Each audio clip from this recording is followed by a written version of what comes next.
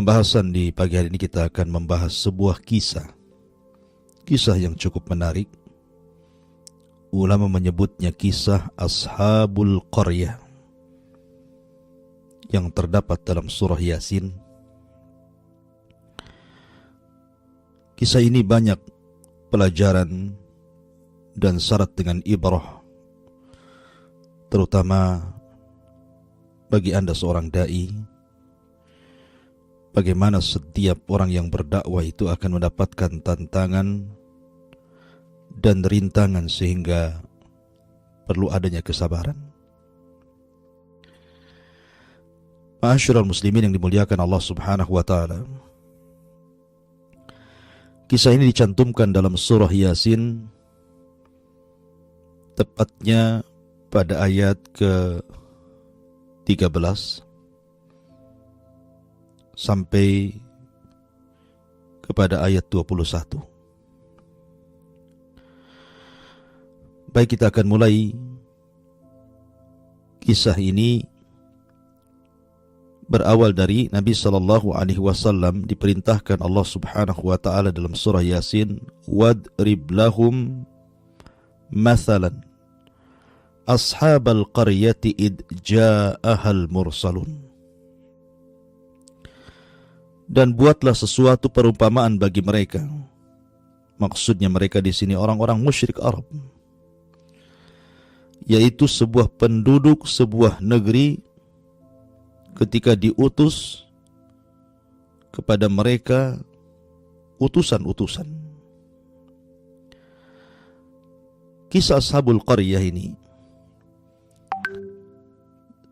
sebagian ahli tafsir mengatakan bahwa peristiwa ini terjadi di sebuah negeri yang disebut dengan Antakya. Dan apabila disebut Antakya, maka akan tersirat dalam benak kita tentang penyerbuan Khalifah Mu'tasim kepada negeri ini dalam sejarah Islam. Ma'asyiral muslimin yang dimuliakan Allah Subhanahu wa taala. Negeri Antakya ini Allah Subhanahu wa taala takdirkan pemimpinnya persis seperti Fir'aun, memaksakan kehendak dan memaksakan rakyatnya untuk menyembah berhala. Akhirnya kemudian penduduk Antakya pun menjadi para penduduk yang menyembah berhala. Dan Nabi SAW diperintahkan Allah Azza wa Jal untuk menceritakan kisah Ashabul Qaryah ini kepada orang-orang musyrik Arab, karena kondisi Ashabul Qaryah yang diutus kepada mereka bukan hanya satu rasul, bahkan 3 rasul dalam satu daerah, kemudian mengalami penolakan dari Ashabul Qaryah ini. Itu persis yang dialami Nabi SAW terhadap orang-orang Quraisy Arab.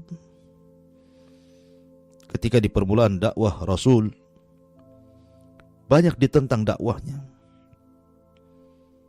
Bagaimana Nabi SAW kemudian diuji oleh Allah Subhanahu wa taala dengan penolakan orang-orang Arab ketika itu.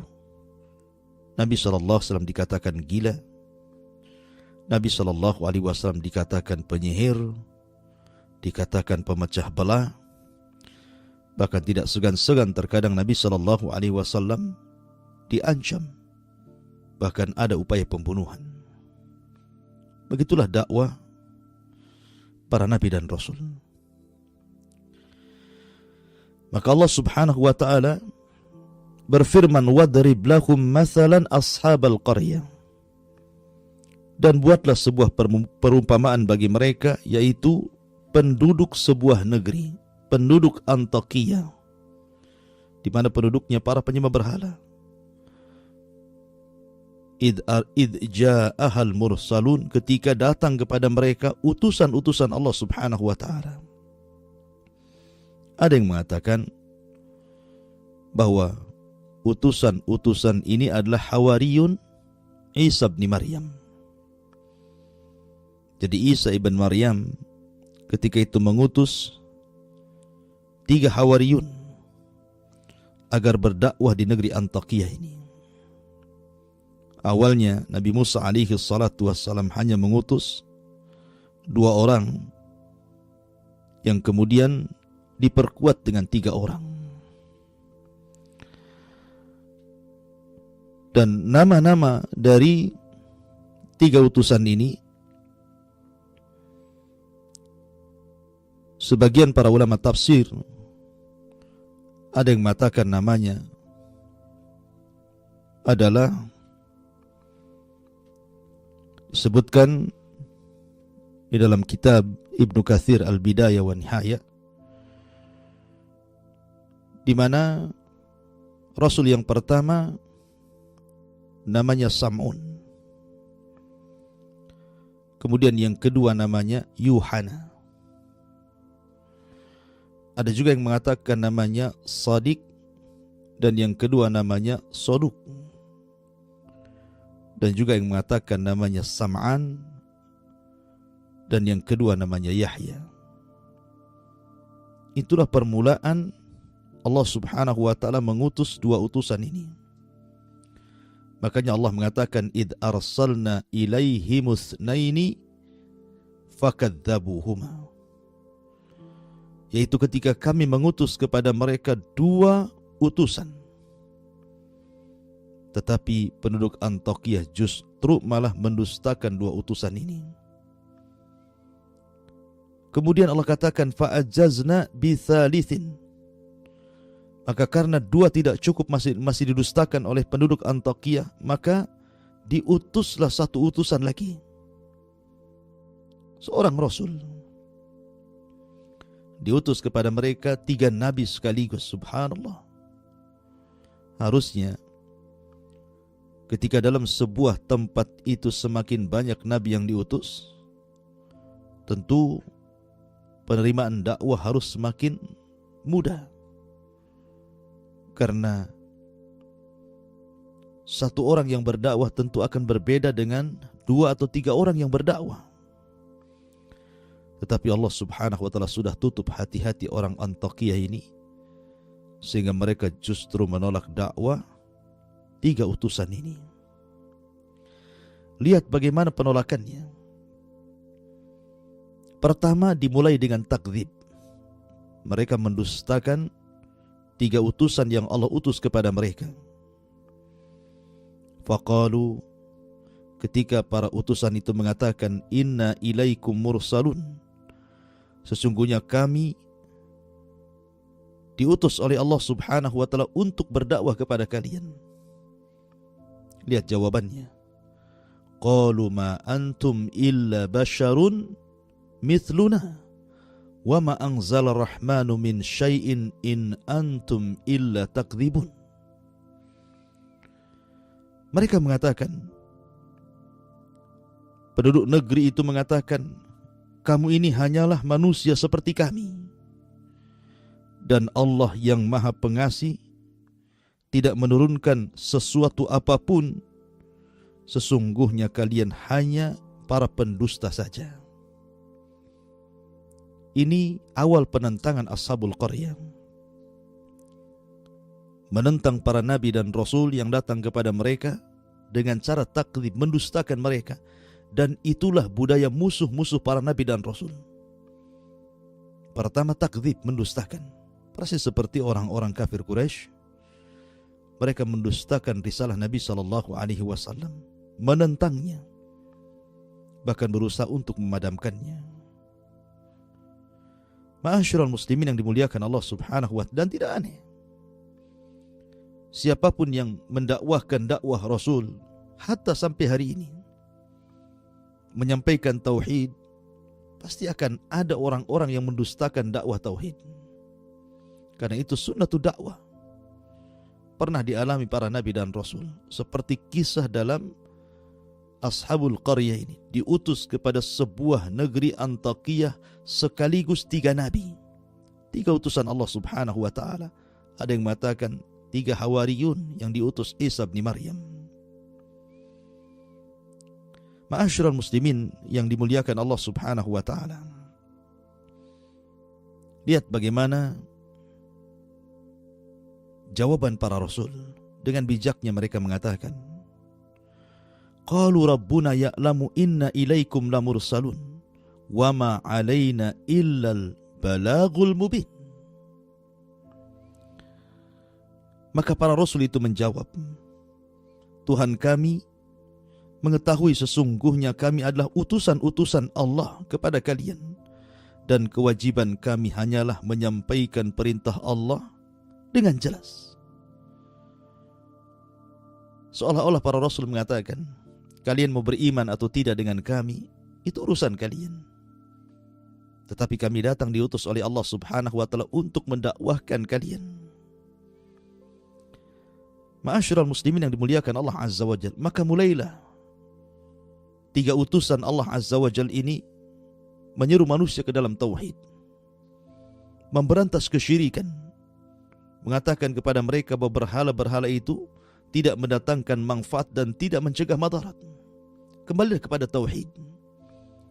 Tapi mereka malah mengatakan, kalian ini hanya manusia sama seperti kami.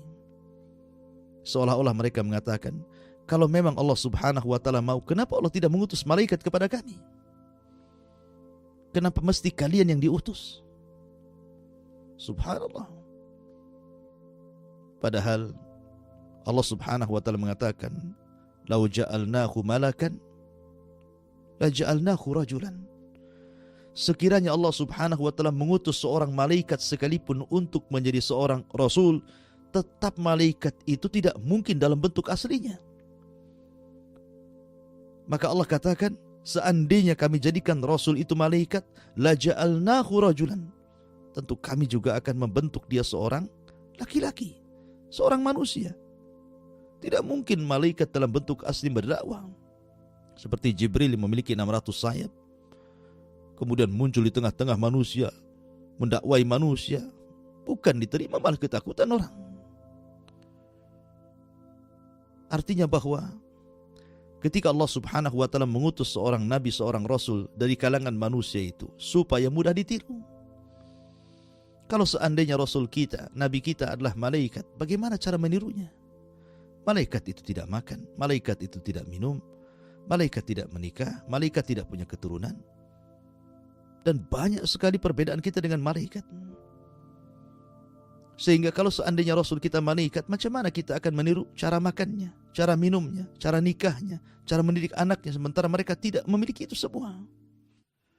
Makanya Allah Subhanahu wa taala mengutus manusia supaya mudah ditiru. Karena manusia itu nampak bagaimana cara makannya seorang nabi, kita tiru.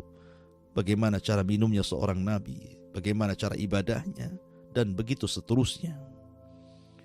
Tetapi yang dikehendaki penduduk Antakya ini hanya sekedar mendustakan Rasul karena sombongnya mereka. Ini penolakan pertama. Penolakan yang kedua, istihza. Mulai mereka kemudian istihza, mengolok-olok 3 utusan ini. Lihat bagaimana Allah menggambarkan mereka memperolok nabi-nabi yang diutus kepada mereka. Qalu inna tatayyarna bikum la illam tantahu lanarjumannakum wa la yamassannakum minna adzabun alim. Qalu inna tatayyarna bikum. Allah Subhanahu wa taala berfirman, sesungguhnya kami bernasib sial karena kalian. Lihat, mulai mengejek. Dulu sebelum datang kalian, kami tenang-tenang saja, kami baik-baik saja. Tapi setelah datang kalian kemari, yang konon kalian mendakwahkan dakwah yang benar kepada kami, kami jadi sial. Ini istihza, mengolok-olok nabi yang diutus kepada mereka, seolah-olah kesialan itu datang dari para nabi. Padahal kesialan itu datang dari diri-diri masing-masing. Kemudian yang ketiga, mulailah dari takdzib, mendustakan.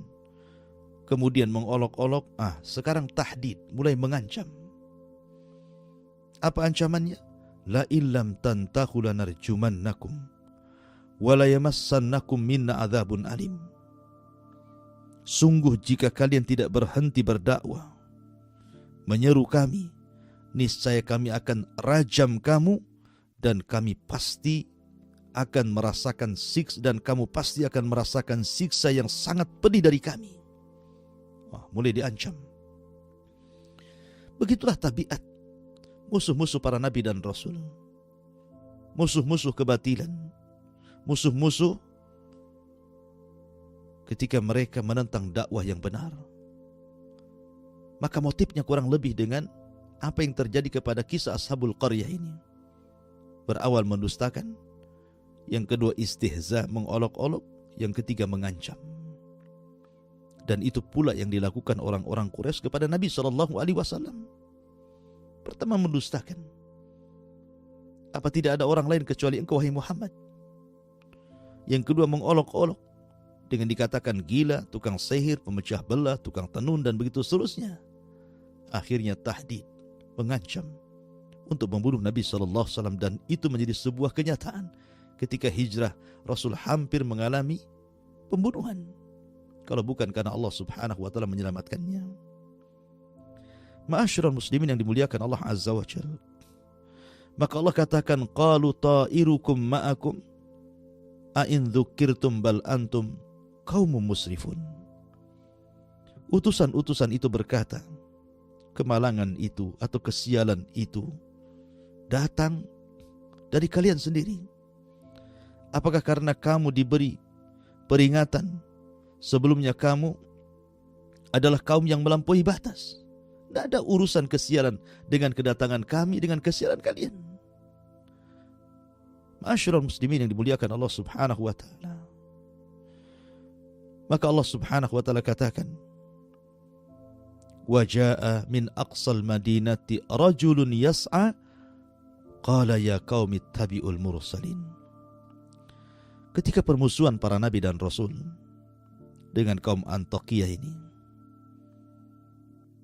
semakin sengit dan negeri Antiokhia semakin mendustakan dakwah para utusan, terdengarlah ke sebuah tempat oleh seorang laki-laki, seorang ahli ibadah, seorang yang saleh, namanya Habibun Najjar, mendengar bahwa negeri tersebut menolak utusan.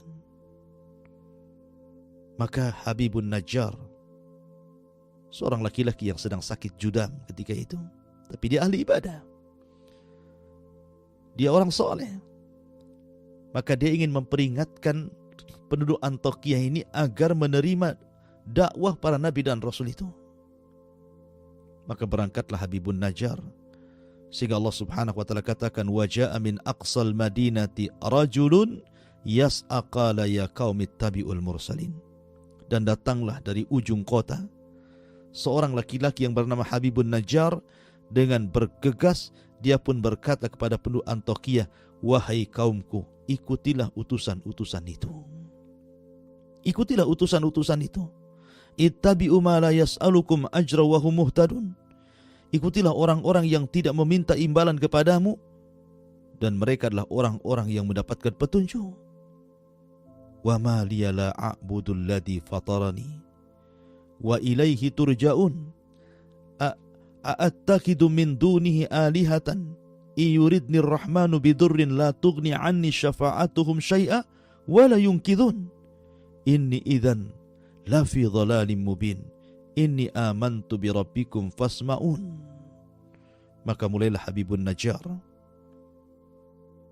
memberikan nasihat kepada penduduk Antiokhia yang menolak dakwah 3 utusan itu. Dan dia mengatakan, ikutilah orang yang tidak meminta imbalan kepadamu, dan mereka adalah orang-orang yang mendapatkan petunjuk, dan tidaklah ada alasan bagiku untuk tidak menyembah Allah yang telah menciptakanku, dan hanya kepadanya lah kamu akan dikembalikan. Mengapa aku akan menyembah Tuhan-Tuhan selainnya? Jika Allah yang Maha Pengasih menghendaki bencana terhadapku, pasti pertolongan mereka tidak berguna sama sekali bagi diriku, dan mereka juga tidak dapat menyelamatkanku. Sesungguhnya, jika aku berbuat begitu, pasti aku akan berada dalam kesesatan yang nyata. Sungguh aku beriman kepada Tuhanmu, maka dengarkanlah pengakuan keimananku. Lihat bagaimana Habibun Najjar terus menasihati, memberikan permisalan terhadap dirinya yang beriman kepada para utusan itu. Akan tetapi apa yang terjadi? Ketika Habibun Najjar ini berusaha mengingatkan jangan tolak ajaran 3 utusan itu, justru akhirnya kemudian dia pun ditangkap. Ada yang mengatakan digalikan lubang, dimasukkan ke dalam lubang, kemudian dirajam sampai mati. La haula wala quwata illa billah. Akhirnya orang soleh ini pun meninggal dunia. Padahal dia hanya mengingatkan kaum Antakiyah untuk menerima dakwah 3 utusan itu. Tapi apa yang terjadi? Justru penduduk Antakiyah malah membunuhnya. Dan ini awal daripada bencana. Membunuh orang saleh, membunuh ahli ibadah. Ketika Habibun Najjar ini kemudian dipukuli, dilempar dengan batu, dirajam, kemudian dikubur separuh badannya dan dilempari dengan batu, sampai akhirnya Allah takdirkan dia pun meninggal. Ruhnya Allah masukkan ke dalam sorga. Ruh Habibun Najjar ini sempat Allah masukkan ke dalam sorga.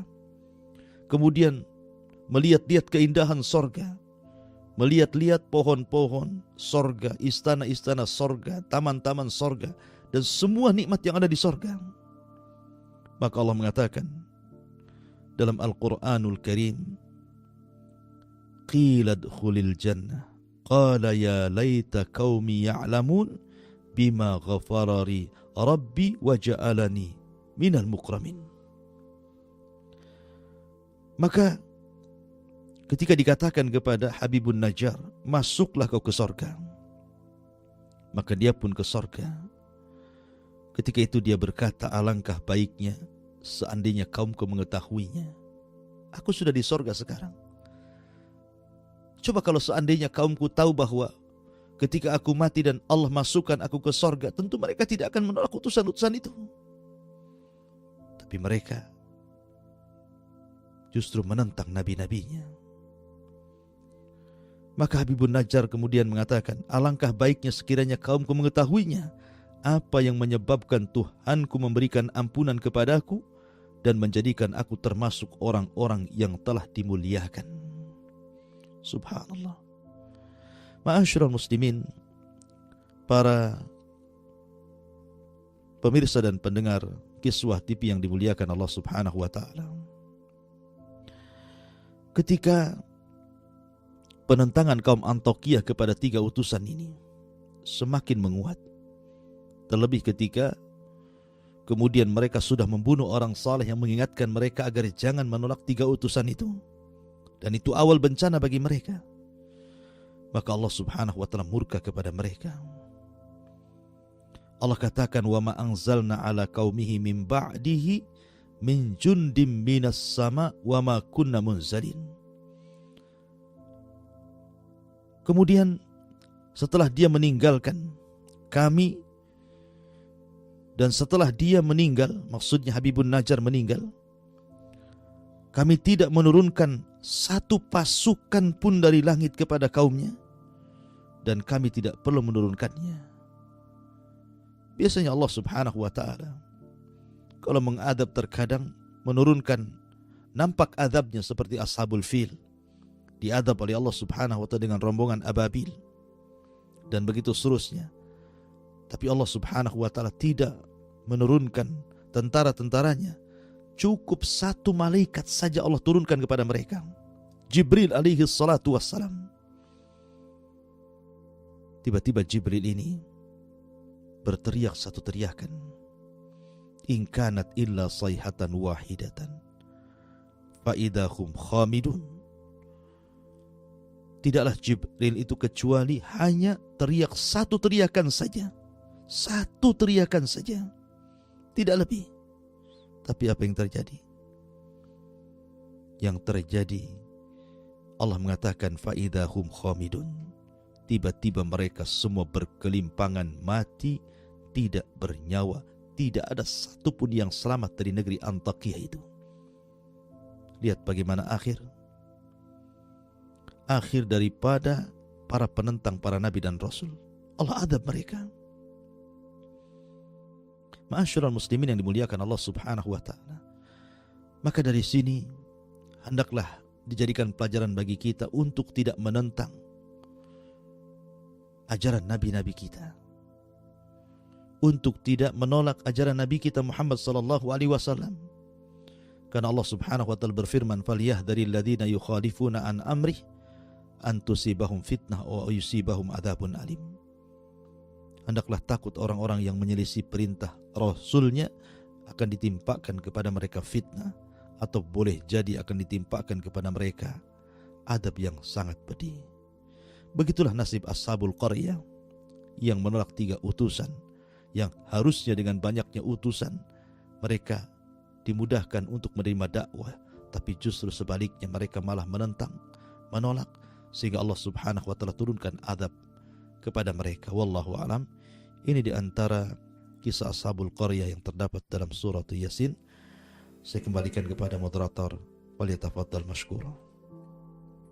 Jazakumullah khairan Ustaz atas materi yang telah disampaikan pada pagi hari ini. Dan kita masuk di sesi interaktif. Kita akan bacakan pertanyaan yang telah masuk di WhatsApp Kiswah TV.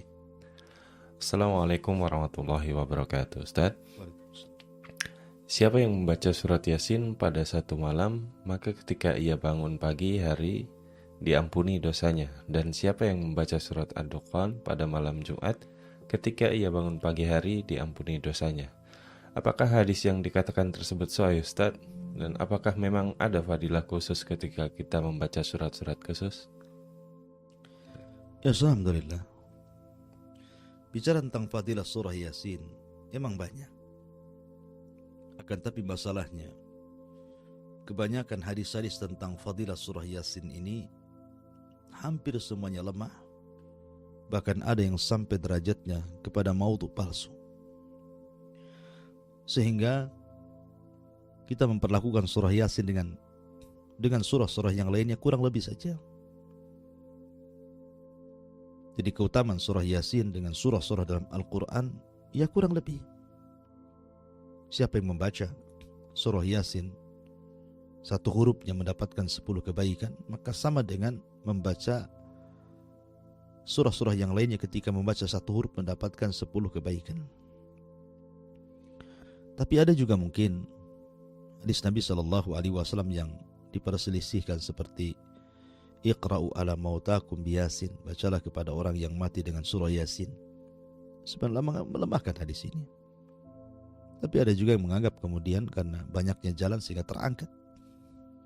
Kan tetapi para ulama membahas tentang kaifiyahnya seperti apa.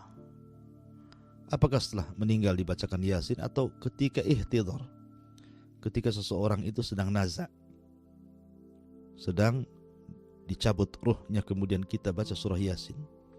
Maka amalan para ulama yang mungkin mensahihkan gitu ya, menjadikan hujjah hadis ini, maka dibaca ketika sakaratul maut.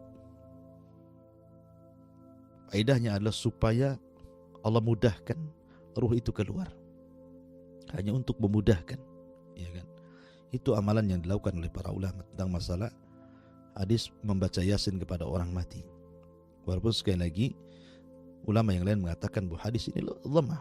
Ya, hadis ini tidak bisa dijadikan hujjah. Wallahu a'lam. Jazakumullah khairan Ustaz atas penjelasannya.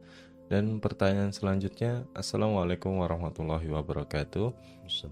Apakah haram hukumnya Ustaz jika terkadang banyak orang yang menafsirkan Al-Quranul Karim dengan sekadar akal tanpa dilandasi oleh ilmu?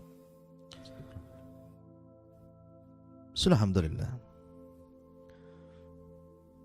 Ada sebuah riwayat yang mengatakan, "Man fassara al-Quran bi ra'yihi fa asaba faqad akhta." Barang siapa yang mentafsirkan Al-Quran dengan akalnya, sekalipun dia benar, maka dia telah salah. Sekalipun dia benar, dia telah salah. Karena akal ini tidak bisa jadikan sandaran. Ada ayat-ayat yang bisa dipahami dengan akal, ada ayat-ayat yang tidak bisa dipahami dengan akal. Ada lafaz-lafaz Al-Quran itu yang harus dipahami oleh perkataan Nabi SAW ataupun sahabat Rasul, ada yang langsung dipahami. Saya contohkan, ketika turun ayat alladzina amanu wa lam yalbisu imanahum bidzulmin ulaika lahumul amnu wa hum muhtadun, orang-orang yang mereka tidak mencampur adukan keimanan mereka dengan kezaliman, maka mereka mendapatkan keamanan dan hidayah dari Allah. Sahabat ketika itu bingung, tidak tahu makna zalim dalam ayat ini. Dikiranya zalim itu ya ma'ruf, mendolimi dirinya atau orang lain, sehingga mereka datang kepada Rasul dan mengatakan, ya Rasul, kami tidak sanggup mengamalkan ayat ini. Siapa di antara kita yang tidak berbuat zalim kalau syarat mendapatkan keamanan dan hidayah harus tidak mencampur adukan iman dengan zalim? Tapi Rasul mengatakan, bukan sebagaimana yang kalian pahami, kata Rasul. Zalim dalam ayat itu bukan zalim yang kalian pahami, tapi zalim dalam ayat itu adalah kesyirikan. Sebagaimana Luqmanul Hakim mengatakan, ya bunayya la tusyrik billah inna syirka la dzulmun azim. Lah sahabat lu tidak paham dengan kalimat zalim kalau tidak bertanya kepada Rasul, apalagi kita.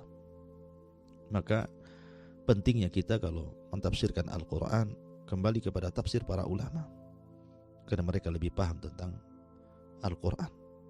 Jangan kemudian kita tafsirkan sendiri sehingga akhirnya ngalor ngidul, nggak jelas gitu ya. Karena setiap kepala itu kan punya pemikiran masing-masing. Kalau satu ayat kemudian diberikan kepada 10 orang untuk berpikir, mentafsirkan sendiri, maka akan muncul 10 pendapat ya, dan akan terjadi perselisihan yang banyak. Tapi kalau tafsir dikembalikan kepada tafsir para ulama, maka akan menyedikitkan perselisihan dan itu lebih dekat kepada kebenaran. Wallahu a'lam. Nah, jazakumullah khairan Ustaz atas penjelasannya. Dan pertanyaan selanjutnya, Assalamualaikum warahmatullahi wabarakatuh. Apakah mengkhususkan ziarah kubur di bulan Ramadan dan juga menetapkan awal Ramadan dengan hisab bisa dikatakan termasuk perbuatan yang batil, Ustaz? Mohon penjelasannya. Ya, alhamdulillah. Ziarah kubur pada awalnya itu disunahkan, kemudian dilarang, kemudian disunahkan lagi. Kata Nabi SAW, kuntu nahaitukum an ziyaratil kubur fazuruha fa innaha tudakkirukumul akhirah. Dulu aku larang kalian ziarah kubur, tapi sekarang ziarahlah, karena hal itu bisa mengingatkan kalian dengan kematian atau dengan akhirat. Dari sini bahwa ada anjuran seorang itu ziarah kubur, khususnya bagi laki-laki. Tetapi bagi perempuan tentu akan berbeda hukumnya ziarah kubur wanita dengan ziarah kubur laki-laki. Kalau bagi laki-laki sepakat sunnah hukumnya, tidak ada khilaf. Tapi wanita khilaf. Ada yang mengatakan haram, tidak boleh. Ada yang mengatakan boleh secara mutlak. Ada yang mengatakan dirinci, boleh tapi jangan sering-sering. Karena ada hadis yang mengatakan la'anallahu zawaratul kubur. Allah melaknat wanita-wanita yang ziarah kubur. Zawarat menggunakan siagul mubalaghah. Maknanya bahwa siagul mubalaghah itu lafaz yang berlebihan maknanya. Jadi boleh kalau sekali-kali, tetapi jangan kemudian berkali-kali. Jangan sering, tapi boleh jarang-jarang. Itu maknanya siagul mubalaghah itu. Tapi yang jelas bahwa ziarah kubur sunnah. Tapi mengkhususkan ziarah kubur, maka itu perlu dalil. Karena ziarah kubur itu tidak ada kekhususan waktu. Kapanpun Anda bisa, mau siang, mau malam, mau 1 minggu sekali, mau sebulan sekali, tidak ada masalah. Karena inti daripada ziarah kubur itu melembutkan hati dan mengingatkan kita kepada akhirat. Ya, itu saja sebenarnya. Adapun kemudian ziarah kubur sambil berdoa gitu ya, mendoakan orang tua yang sudah meninggal ataupun saudara-saudara sesama kaum muslimin yang ada di kuburan, yaitu sebagai tambahan. Tapi inti hikmah di balik ziarah kubur itu selain ingat kematian adalah mengingat akhirat, supaya ketika pulang dari ziarah kubur betul-betul kita semangat lagi untuk ibadah kepada Allah Azza wa Jalla. Wallahu a'lam. Nah, jazakumullah khairan Ustaz atas penjelasannya. Dan satu pertanyaan terakhir Ustaz. Assalamualaikum warahmatullahi wabarakatuh. Apakah boleh kita mengkhususkan surat tertentu dalam Al-Quran dengan mengulangi bacaan atau mendengarkan karena memiliki efek pada jiwa kita? Mengkhususkan membaca Quran. Nah, Surat maksudnya. ya, membaca surat tertentu. Ya, tidak ada masalah. Seperti seseorang melazimkan surat tertentu dalam sholat. Seperti di zaman Rasul ada orang yang melazimkan dalam sholat itu membaca surah Qul huwallahu ahad. Terus dia baca dalam sholatnya. Kemudian Nabi SAW bertanya, apa yang mencegahmu untuk tidak membaca surat yang lain selain itu? Maka dia mengatakan, karena aku cinta dengan surat itu, wahai Rasul. Maka Nabi SAW mengatakan, kenapa engkau cinta dengan surat itu? Karena di dalamnya ada nama-nama Allah yang sangat agung. Maka Rasul mengatakan, hubbuka iyyaha adkhalakal jannah. Kecintaanmu kepada surat itu akan menyebabkan engkau masuk surga. Jadi sahabat ini mengkhususkan baca Qul huwallahu terus-terusan gitu. Dan Nabi SAW juga pernah mengulang-ulang satu ayat dalam semalam sampai Rasulullah SAW menangis sampai subuh. Ya. Artinya boleh seorang membaca dengan mengkhususkan ayat tertentu dan mengulang-ulangnya, gitu ya. Dan dapat pahala karena membaca Quran itu satu hurufnya dengan pahala yang Allah akan berikan sama dengan 10 kali lipat. Man qara'a harfan min kitabillah falahul hasanatu wal hasanatu bi asyri amsalihha la aqulu alif lam mim harfun walakin alifun harfun lam harfun mimun harfun, kata Rasul. Siapa yang membaca satu huruf dalam Al-Quran mendapatkan satu yang dilipat gandakan 10 kebaikan. Saya tidak katakan alif lam satu huruf, tapi alif satu huruf, lam satu huruf, mim satu huruf. Maknanya bahwa setiap orang yang baca Quran mau mengkhususkan surat tertentu ataupun mengumumkan ayat-ayat yang lain, maka tetap akan berpahala. Tetapi jangan kemudian seseorang itu mengkhususkan sesuatu akhirnya mewajibkan bagi dirinya. Tidak boleh. Ya, tapi kalau dia senang, umpamanya karena mungkin suara dia indah, umpamanya dia suka dengan surah Ar-Rahman, karena kalau dibaca itu kayaknya indah gitu kan, akhirnya dia pun meniru suara syekh, kemudian menghafal surah Ar-Rahman, akhirnya surah ini yang dibaca dalam sholat, ya tidak masalah kalau begitu. Tapi kalau kemudian difokuskan hanya satu surat saja seolah-olah Al-Quran tidak turun kecuali surat itu saja, ya tidak boleh. Tetap surat-surat yang lainnya pun perlu dibaca. Wallahu a'lam.